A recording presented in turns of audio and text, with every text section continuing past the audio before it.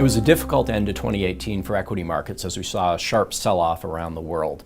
2019 started on the opposite side. We saw a very rapid recovery of equity markets globally. In fact, it was one of the strongest quarters that we've seen in the last 50 years. If you go back to the fourth quarter of 2018, you saw the Federal Reserve talk about raising interest rates very, very sharply. That caused equity markets to begin to sell off and started to be reflected in the global economy as well as the economy began to slow and roll over.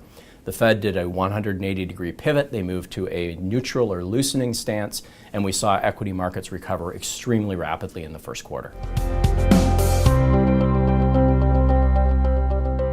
Extremely strong and cyclically driven markets like we saw in the first quarter do tend to lead to our investment style underperforming by a little bit. We're conservative growth managers. We aim for consistency over time, and rapid economic recoveries, rapid market recoveries tend to lead us to lag a bit.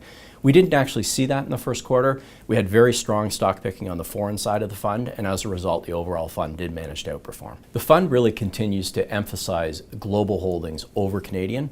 We have an extremely flexible mandate which allows us to really put our money where we think the best opportunities are. Overall, we're aiming for businesses that are quite a bit less cyclical than average. The fund has had a long track record of consistent, steady performance over time, and the consistency comes from finding individual businesses that are able to grow reliably, steadily, year in, year out.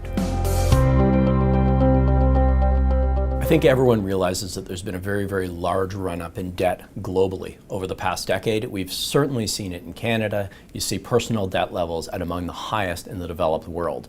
But when you look around the world, you see the same pattern in country after country. If you think about the effect of interest rates increasing now, it's probably going to slow the economy a great deal more than it used to in the past. Just think about your mortgage. If you have a 3% or 4% mortgage and that jumps up to 6% or 8%, you're going to have to rein in your spending somewhere else. If everybody has to do that at the same time, it's a big drag on growth.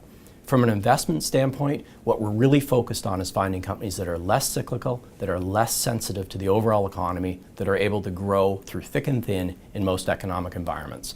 On top of that, as always, we're extremely careful on balance sheets, so an increase in interest rates really won't have a material effect on the companies that we own in the fund.